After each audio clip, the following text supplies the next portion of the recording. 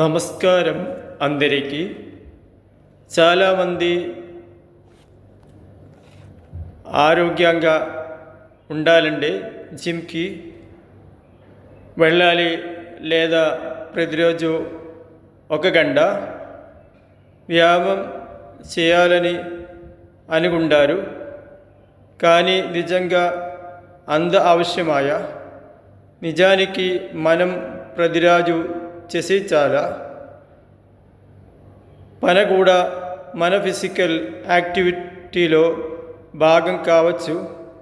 ఉదాహరణకు నడవడం, మెట్లు ఎక్కడం, ఇంటి పని చేయడం, తోట పనిలో శరీరం కదిలించడం, దుకాణానికి, మసీదుకి లేదు దగ్గరలో ఉన్న చోటుకి నడిచి వెళ్ళడం, ఇవన్నీ మన రోజువారీ ఫిజికల్ యాక్టివిటీలో భాగం కావచ్చు.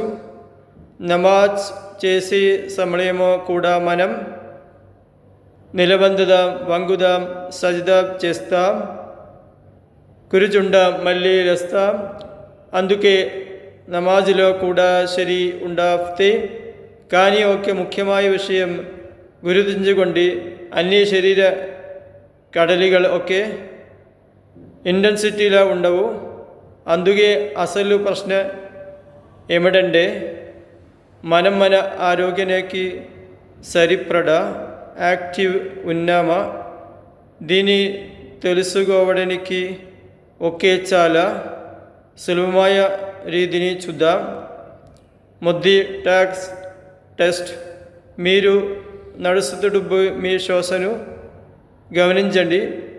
చాలా నెమ్మదిగా నడిస్తే మీరు సులభంగా మాట్లాడగలరు, పాట కూడా పాడలేగరు. కానీ కొంచెం వేగంగా నడిస్తే మాట్లాడలేగరు, కానీ పాట పాడడం కాస్త కష్టంగా అనిపిస్తే దీన్ని సాధారణంగా మోడరేట్ ఇంటెన్సిటీ యాక్టివిటీ వచ్చు.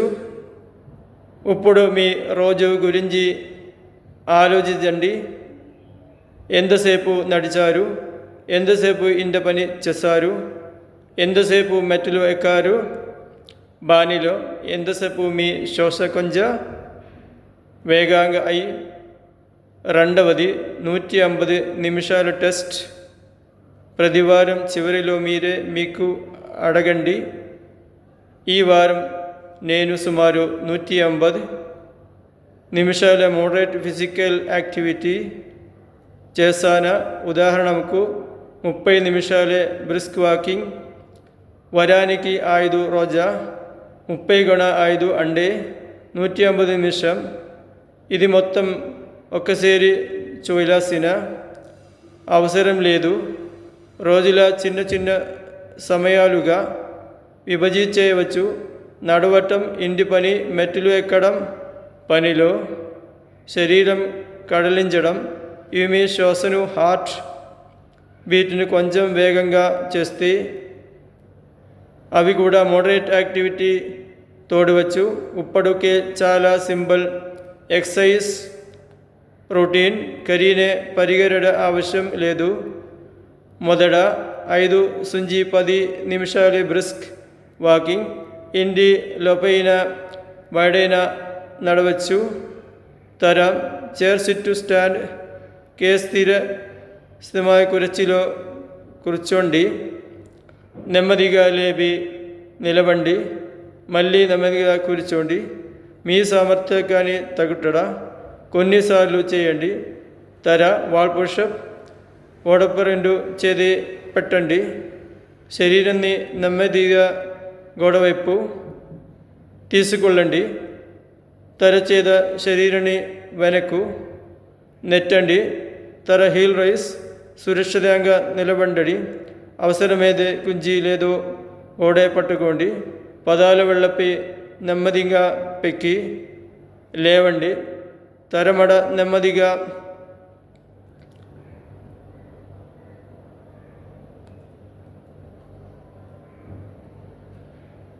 ఇవ్వండి. ఇంత చేసిన మంది ఆరంభమే. వారానికి కనీసం 2 రోజా మనసు స్ట్రెంథనింగ్ ఎక్సర్సైజ్ కూడా చేస్తే ఇంకా మంచిది. డైలీ యాక్టివిటీస్ ప్రతి రాత్రి మీకు 3 ప్రశ్న అడగండి. మొదటిది, ఈరోజు నేను ఎంతసేపు శరీరాన్ని కదిలించాను?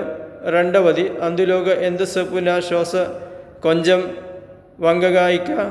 మూడవది, ఈ వారం 150 నిమిషాలే మోడరేట్ యాక్టివిటీ లెసన్కి దగ్గరవుతున్నాను.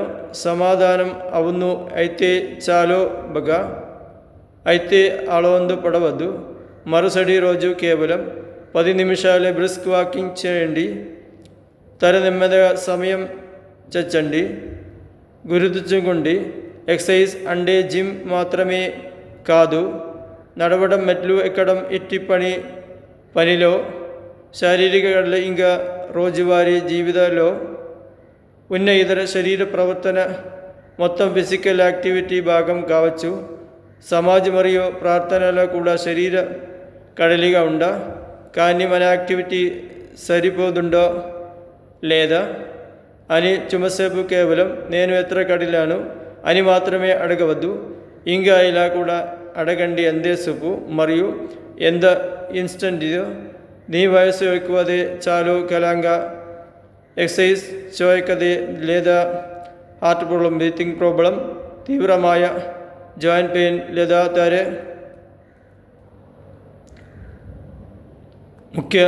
ముఖ్యമായ ఆరోగ్య ప్రశ్న ఉండే కొత్తగా కఠినమైన ఎక్సర్సైజ్ ఆరంభించే ముందు డాక్టర్స్ సలహా తీసుకోవడం మంచిది.